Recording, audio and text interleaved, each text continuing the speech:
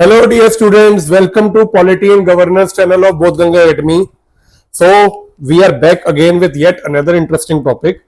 तो आज हम लोग देखो स्टार्ट करने वाले हैं एक गवर्नमेंट इनिशिएटिव जो कि रिसेंटली लिया गया है and it will be very important for any competitive exam. But उसके पहले हम लोग बात करेंगे वो इनिशिएटिव किस फूड के लिए ले गए हैं जिसे आप लोग सुपर फूड के नाम से भी जानते हो. वो इंडिया का सुपर फूड माना जाता है. तो आई थिंक आप लोग समझ गए होंगे मैं किसकी बात कर रहा हूं. जी हाँ, मैं बात कर रहा हूं फॉक्सनट, जिसे हिंदी में हम लोग मखाने के नाम से या ब्लैक डायमंड के नाम से भी जानते हैं. तो आज हम लोग फॉक्सनट के बारे में जानेंगे और इससे रिलेटेड सारी की सारे जो एक्टिविटीज हैं या जो इनिशिएटिव गवर्नमेंट ने लिए हैं एंड स्पेशली डिस्कस करेंगे नेशनल मखाना बोर्ड के बारे में. तो चलो स्टार्ट करते हैं. देखिए, तो स्टार्ट करने से पहले एक बार मैं आपको ओवरव्यू दे देता हूं कि हम लोग आज कौन कौन से टॉपिक कवर करने वाले हैं. ठीक है, जिससे आपको आइडिया हो कि हम लोग आज क्या क्या चीजों को कवर करते हुए और कहां तक पहुंचेंगे. तो देखो, सबसे पहले हम लोग बात करेंगे फॉक्सनट के बारे में, उसकी मेन फीचर्स के बारे में जानेंगे. तो we will discuss introduction to foxnut. उसके बाद बात करेंगे बेनिफिट और advantages of makhana. Then we will talk about climatic condition growth of makhana, किस क्लाइमेट में मखाना ग्रो करता है और उसकी ग्रोथ कैसे होती है, क्या चैलेंजेस आते हैं. तो नेक्स्ट हम लोग बात करेंगे चैलेंजेस, मखाना कल्टीवेट करते हुए क्या चैलेंजेस आते हैं, क्या मुश्किलें आती हैं हमारे किसान भाइयों को, उसके बारे में जानेंगे.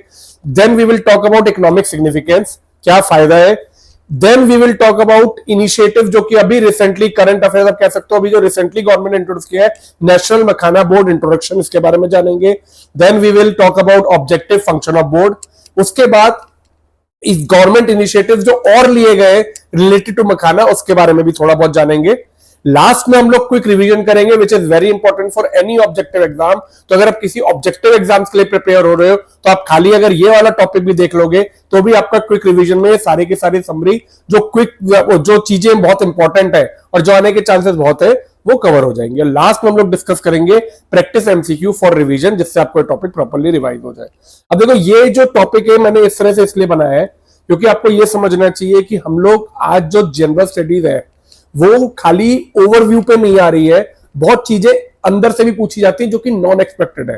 कहते हैं ना एक्सपेक्ट द अनएक्सपेक्टेड. तो आजकल हर एक जनरल स्टडीज के पेपर में एक्सपेक्ट द अनएक्सपेक्टेड वाली चीज चल रही है. इसलिए मेरी कोशिश है कि आपको एक ही लेक्चर में जो भी पॉसिबल चीजें हैं, क्योंकि न्यूज में आया है नेशनल मखाना बोर्ड इंट्रोडक्शन, तो मखाना से रिलेटेड जितनी भी इंपॉर्टेंट चीजें हैं वो सारी आपको इस लेक्चर में मिल जाएंगी, जिससे आपको कोई और बुक कोई और रिसोर्स से आपको ढूंढने की या रेफर करने की जरूरत नहीं पड़े. क्योंकि करने को खाली ये इंपॉर्टेंट है क्योंकि ये करंट अफेयर्स में आया है, लेकिन जब आप कोई टॉपिक तैयार कर रहे हो तो उसको अगर पूरा तैयार करोगे then it will be more beneficial, क्योंकि आप उसे रिलेट कर पाओगे. और अगर आप किसी भी सब्जेक्टिव एग्जाम या खासकर आप बिहार के एग्जाम की तैयारी कर रहे हैं या फिर आप लोग इंटरव्यू की तैयारी कर रहे हैं तो ये टॉपिक सारे के सारे आपको आइडिया होने चाहिए, क्योंकि क्वेश्चन कहीं से ही पूछे जा सकते हैं. तो चलिए विदाउट डिले स्टार्ट करते हैं. सबसे पहले हम लोग बात करते हैं अंडरस्टैंडिंग फॉक्सनट. सबसे पहले हम लोग मखाने के बारे में बात करते हैं, जानते हैं कि वो क्या है. ठीक है, तो सबसे पहले कॉमन नेम आपको बहुत अच्छे से पता है, फॉक्सनट, मखाना, लोटस सीड भी कहा जाता है, गॉर्गन नट भी कहा जाता है. ठीक है, तो इसमें से खासकर फॉक्सनट जो है दैट इज द नेम जिसमें हम लोग जा रहे हैं. इसके अलावा अगर मैं इसके बात करूं साइंटिफिक नेम की, तो मखाने का जो साइंटिफिक नेम है डेट इज यूरेल फ्लोरेक्स. ये आपको ध्यान रहना चाहिए, रिलेटेड साइंस एंड साइंस में आ सकता है साइंटिफिक नेम है मखाना, तो आपको ये पता होना चाहिए. और ये कौन सी फैमिली से बिलोंग करता है, वाटर लिली. ये अब मैं आगे डिस्कस करूंगा वाटर लिली फैमिली में क्यों बिलोंग करता है, लेकिन अभी के लिए साइंटिफिक नेम इसका Euryale ferox and belong to water lily family. Makhana को हम लोग कई बार ब्लैक डायमंड के नाम से भी जानते हैं, क्योंकि अगर आपने मखाना देखा है तो नॉर्मली क्या होता है, it is A small round जिसमें आपके ब्लैक ब्राउन सीड्स होते हैं. हर मखाने में ब्लैक ब्लैक स्पॉट्स होते हैं, आपने ऑब्वियसली देखा होगा, तो इसे ब्लैक डायमंड के नाम से जाना जाता है. डायमंड इसलिए नहीं क्योंकि ये बहुत महंगा है, बट इसकी न्यूट्रिशन वैल्यू बहुत है, that is why it is known as black diamond. ज्यादातर अब बात करते हैं कहां पे प्रोड्यूस होता है, तो देखो सबसे इंपॉर्टेंट चीज, India is the largest producer and exporter of makhana. जो हमारा भारत देश है वो सबसे ज्यादा मखाने को प्रोड्यूस करता है और एक्सपोर्ट भी करता है. तो ज्यादातर जो प्रोड्यूसिंग कंट्री में इंडिया, इसके अलावा चाइना, जापान और कोरिया, ये भी कुछ कंट्रीज है जो कि मखाने को प्रोड्यूस करती हैं और एक्सपोर्ट और यूज करती हैं. लेकिन आप जान के हैरान रहेंगे, अराउंड 90% या आप कह लो 80% जो मखाना है ऑल ओवर द वर्ल्ड वो इंडिया में प्रोड्यूस किया जाता है. और इंडिया में अगर मैं स्पेसिफिकली बात करूं स्टेट्स में, तो Bihar is the leader of makhana. Bihar में 90% of the world foxnut world foxtail का 90% जो होता है का डेटा चेंज होता रहता है, 80 से 90% आप मान सकते हो वो बिहार में प्रोड्यूस किया जाता है। जैसे मेजर डिस्ट्रिक्ट जो है जैसे मधुबनी, दरभंगा, सीतामढ़ी, सहरसा, पूर्णिया, भोपाल, ये सारी मेजर डिस्ट्रिक्ट है, जिसमें Darbhanga is very famous for foxtail. इसके अलावा एक और इंपॉर्टेंट पॉइंट है जो आपको ध्यान रखना है, मिथिला मखाना, इसको जीआई टैग भी मिल चुका है 2022 में। तो 2022 में मखाने को, मिथिला मखाना को जीआई टैग मिला है, और अभी क्या कहते हैं हमने इसको ओवरव्यू को डिस्कस की है। नेक्स्ट हम लोग जानते हैं इसके बेनिफिट या एडवांटेजेस। तो देखो मखाने की सबसे बड़ी एडवांटेज है it has very high nutritional value. It is very rich in protein, carbohydrate and fibre. Fibre और प्रोटीन में तो मखाना बहुत रिच होता है। इसके बाद मैग्नीशियम, पोटेशियम, आयरन, जिंक, ये सारे एलिमेंट भी होते हैं। और सबसे बड़ा फायदा ये है it is very low in cholesterol या फैट और सोडियम। तो जो सोडियम जिससे आपको बीपी की परेशानी होती है, कोलेस्ट्रॉल या फैट जिससे मोटापा बढ़ता है, तो ये तीनों चीजें जो है वो मखाने में नहीं होती। That is why it is considered as a very healthy food, और हेल्दी स्नैक्स की तरह आजकल बहुत यूज किया जाता है। फास्ट में भी हम लोग ये यूज करते हैं क्योंकि इट इज फुलफिलिंग, न्यूट्रिशन देता है, और इसके अलावा इसमें कोलेस्ट्रॉल, फैट, सोडियम कुछ नहीं होता। इसके अलावा इसमें एक एंटीऑक्सीडेंट होता है केमफिरॉल, जो which is known for its anti ageing, anti inflammatory and antioxidant property. तो आपको ये भी पता होना चाहिए, ये वाला जो है केमफिरॉल ये मखाने के अंदर होता है। अब मैं बात करता हूं हेल्थ बेनिफिट्स की। तो अगर मैं हेल्थ बेनिफिट्स की बात करूं तो देखो it is good for heart health, क्योंकि इसमें सोडियम कम होता है, मैग्नीशियम ज्यादा होता है। इसके अलावा it helps in weight management, क्योंकि जब फैट नहीं है, कार्बोहाइड्रेट, ऑब्वियसली वेट मैनेजमेंट भी करता है।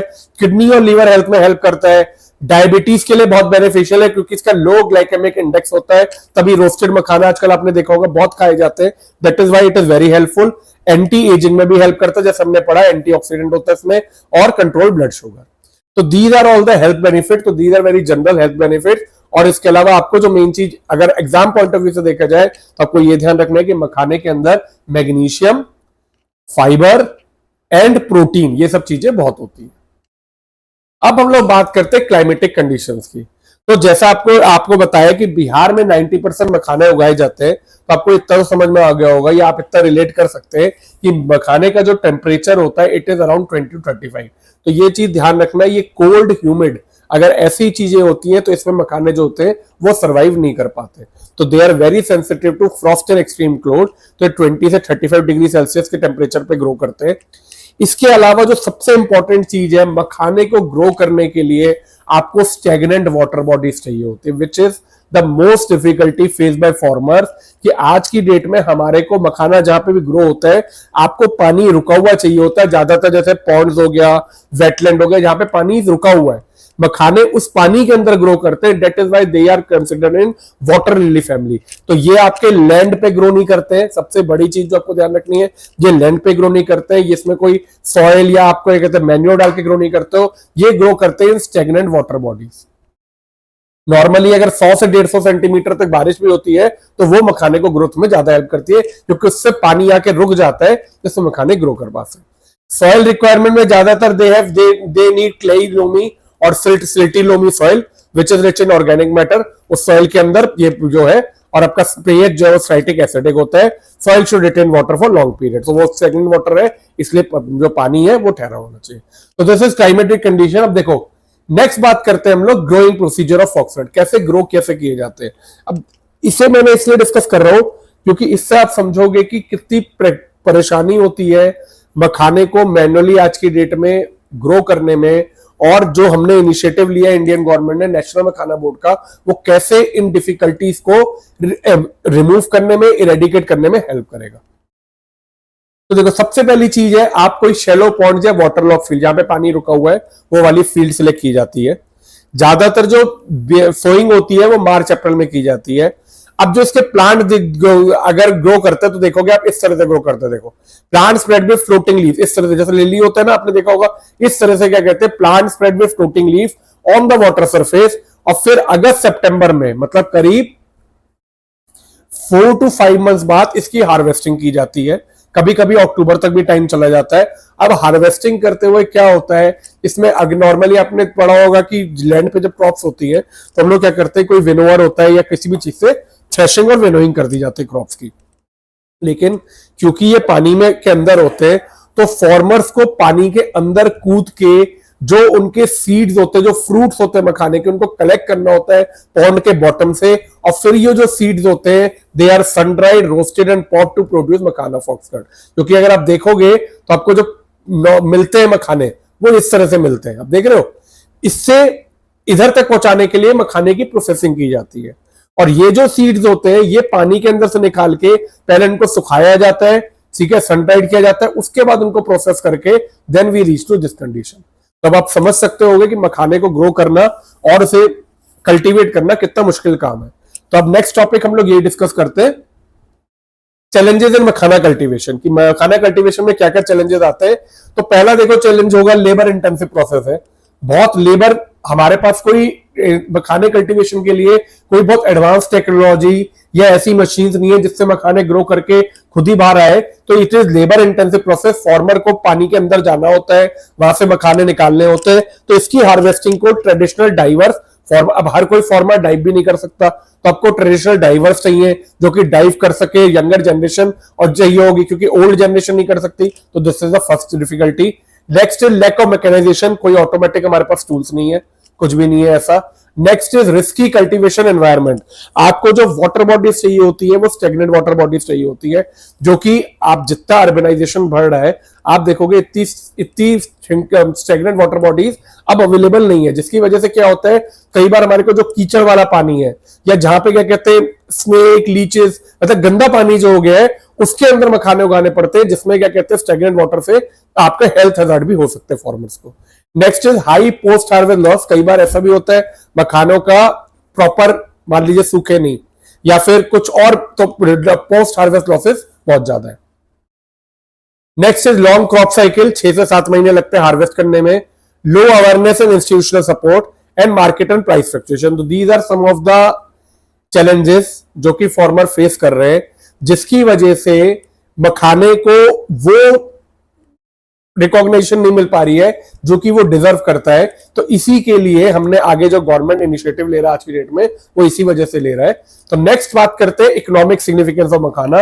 अब देखो क्या क्या इकोनॉमिकली फायदे क्या होते हैं, आपने हेल्थ बेनिफिट पढ़ लिए, बट अगर मैं इकोनॉमिकली देखूं कि कोई भी चीज इकोनॉमिकली वाइज भी बहुत जरूरी होती है, जब तक वो सस्टेन नहीं करेगी तब तक उस चीज को करने का फायदा नहीं है।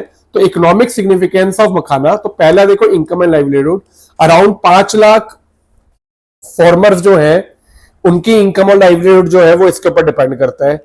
नेक्स्ट हाई मार्केट वैल्यू, जो makhana it is a high cash crop, तो इसका जो रिटर्न्स होता है वो पैडी या वीट जो ये सब चीजें होती है इनसे ज्यादा होता है।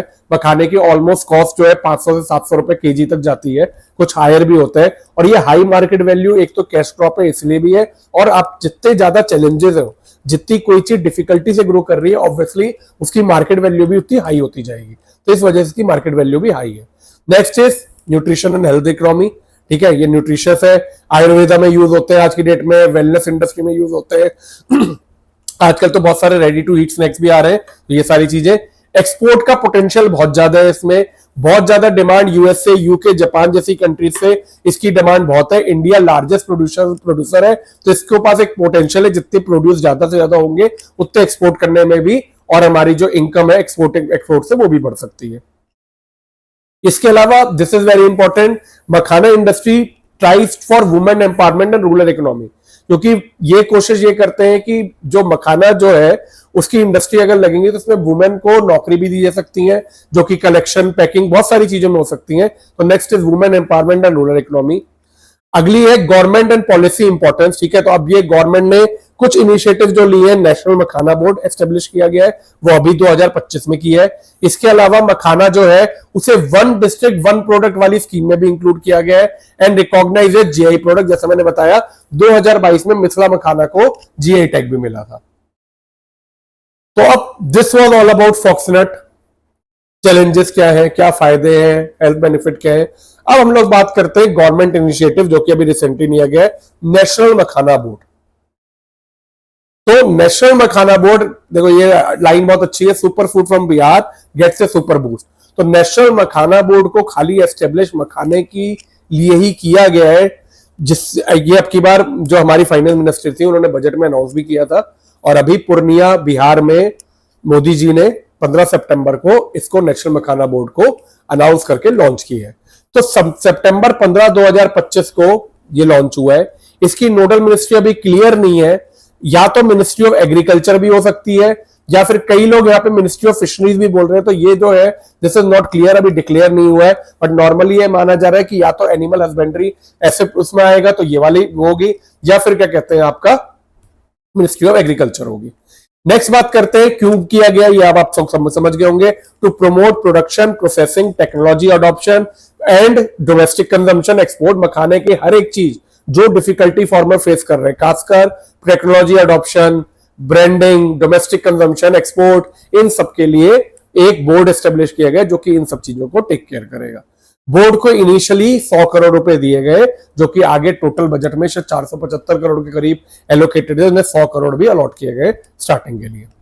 अब बात करते हैं की फंक्शंस ऑफ द बोर्ड। तो ये फंक्शंस आप लोग शायद समझ गए होंगे, अब इसे डिस्कस करने की ज्यादा जरूरत नहीं है। तो पहला है सपोर्ट फार्मर प्रोड्यूसर ऑर्गेनाइजेशन। इसके अलावा क्वालिटी पैरामीटर्स को स्टैंडर्डाइज करेगा। भाई देखो क्या होता है कि जब आप कोई चीज एक्सपोर्ट करते हो तो उसके लिए क्वालिटी पैरामीटर्स होते हैं। तो ये जो बोर्ड है ये सारी चीजें ये डिसाइड करेगा किस तरह से क्वालिटी पैरामीटर होने चाहिए, जो स्टैंडर्ड होने चाहिए, वैल्यू एडिशन कैसे हो सकती है, और सबसे जरूरी चीज ऑटोमेशन, कितना रिसर्च एंड डेवलपमेंट और मैकेनाइजेशन, हार्वेस्ट और प्रोसेसिंग में। दीज आर द 2 स्टेप जिसमें मखाने में सबसे ज्यादा डिफिकल्टी आती है, हार्वेस्ट करने में और प्रोसेस करने में। तो मखाना बोर्ड का एक मेन काम ये भी है to promote research and development and mechanization, क्योंकि अभी तक because it is labour intensive industry, और जब तक ये कहते हैं गवर्नमेंट इन्वॉल्व नहीं है तो किसी ने इतने स्टेप नहीं लिए हैं कि इन चीजों को मैकेनाइज किया जाए। तो रिसर्च एंड डेवलपमेंट मैकेनाइजेशन करेगा। Expand export promotion under India one district one product and make in India version, और ग्लोबल ब्रांडिंग बनाना है। तो these are the functions of board.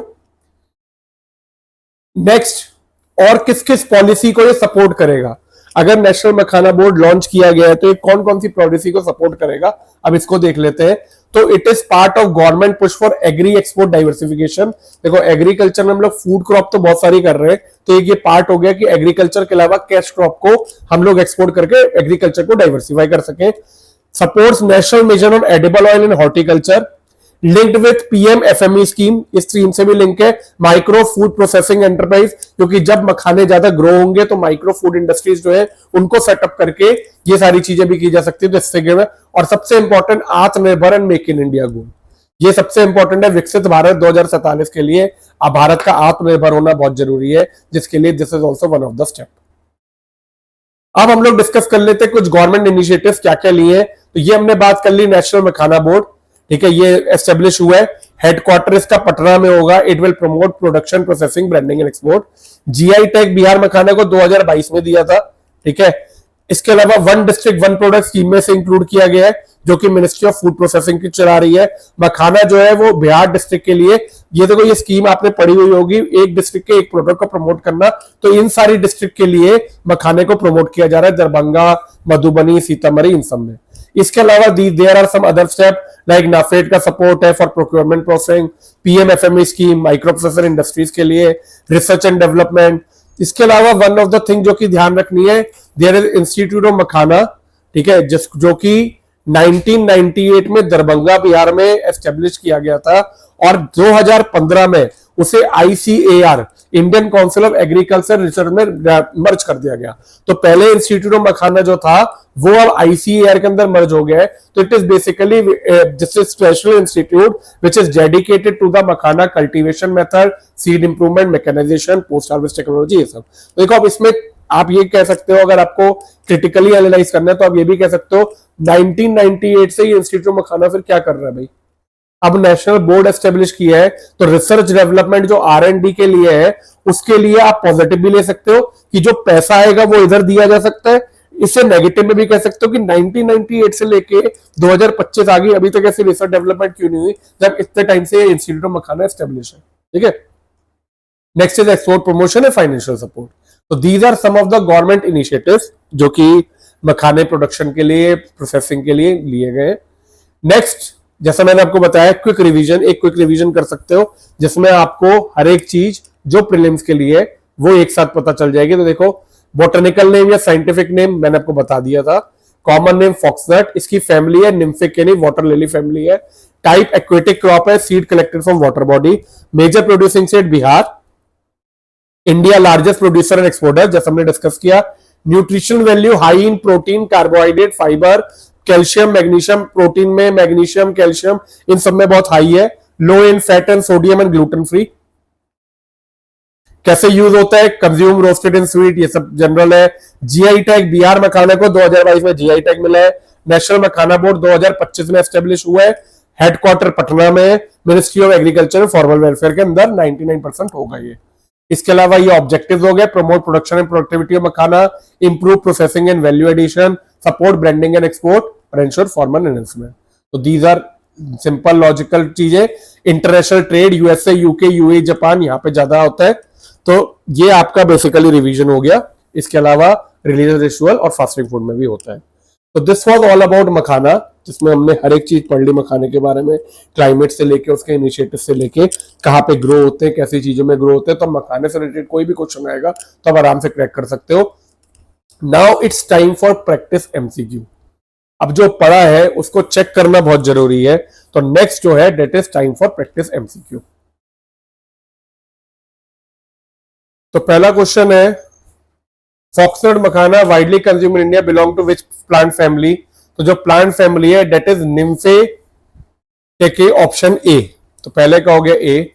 Second, जिसे वाटर लिली फैमिली भी कहा जाता है। Second, which of the following Indian state is the largest producer of makhana contributing more than 80% national output. तो correct answer will be Bihar. Third question, GI tag for Bihar makhana was awarded in which year. 2020, 21, 22, 23। तो जैसा हमने discuss किया, it is 2022। Botanical name of foxnut makhana is, botanical name क्या है इसका, Euryale ferox, B. Question 5, with reference to Ural ferox, sometimes seen in the news, consider the following statement. It is an aquatic crop belonging to the family Nilambonkoi. This is wrong. India is the largest producer and exporter of this crop. This is correct. It has received a GI tag for Bihar. This is also correct. So option is 2 and 3. तो इसका answer हो गया 2 and 3. Next question 6. The recently established National Makhana Board has been set up under which of the following ministry? Ministry of Agriculture and Family Welfare. Question 7. In India foxnut is cultivated primarily in, कहां पे cultivate किया जाता है। तो आप flood plains of Godavari river, ponds and wetlands of north Bihar, backwater of Kerala, lakes of Kashmir valley. तो आपने जैसे पढ़ा स्टैग्नेंट वाटर चाहिए होते हैं, which is ponds and wetlands of north Bihar. Question 8, foxnut seeds are mainly collected from orchids, aquatic body like ponds and wetlands, very simple aquatic bodies. National Makhana Board is established in which year? Very easy, 2025. Which of the following Indian district is famous for makhana cultivation? सबसे famous है दरभंगा, बिहार के अंदर। Which of the following scheme can be directly associated with makhana production in India? पहली है आपकी PM formalization of micro food processing industry, APEDA export promotion, mission on integrated development of horticulture, PM मत्स्य संपदा योजना। तो देखिए इसमें से ये वाली तो एसोसिएटेड नहीं है, ये वाली आपको मैंने डिस्कस किया, माइक्रो फूड प्रोसेसिंग एसोसिएटेड है, अपेडा एक्सपोर्ट प्रमोशन भी एसोसिएटेड है, mission on integrated development of horticulture ये भी एसोसिएटेड है। Correct answer is 1, 2 and 3. Consider the following statement regarding foxnut. It is considered fasting food because it is gluten free and mineral rich. It is true. It is cultivation helps sustain livelihood while maintaining aquatic biodiversity. This is also true. The GI tag for Bihar Makhana was granted in 2020. This is wrong. It is 2022. So 1 and 2. Now let us move to last question. With reference to India export of foxnut, which of the following country are major destination? USA, UAE, Japan, Bangladesh, Nepal, Bhutan. अभी हमने discuss किया जिसमें USA, UAE, Japan था। तो 13 का एक A. So this was all about foxnut, जैसे हमने डिस्कस किया ब्लैक डायमंड या मखाना, सारी की सारी चीजें हमने डिस्कस करी। आई होप आपको ये लेक्चर अच्छा लगा हो। अगर आपको ये लेक्चर अच्छा लगा सब्सक्राइब जरूर से करिएगा चैनल को, जिससे आपको रेगुलर अपडेट मिल सके, जिससे आप रेगुलर ये सारी न्यूज को फॉलो कर सके।